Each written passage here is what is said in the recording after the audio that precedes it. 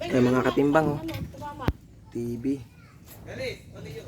Nag-electric pan yung ating utol. Kasama natin pangangalakal.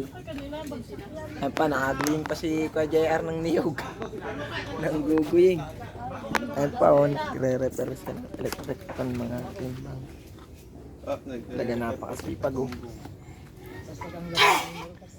Di kaping kablan. Anso pa mga timbang. Kapulang titblas. Tinanggal ko naman yung dulo kasi sinako ko yung talo. Anso. Makapaglatik. Anso. Latik. Saka mo na i-ano. Latik. Ma, maglalatik ako. Ayan pa mga motor ng electric pan. Nini, i-vlog mo, nakain. Ito po, kataga na. Ayun, mga bawa.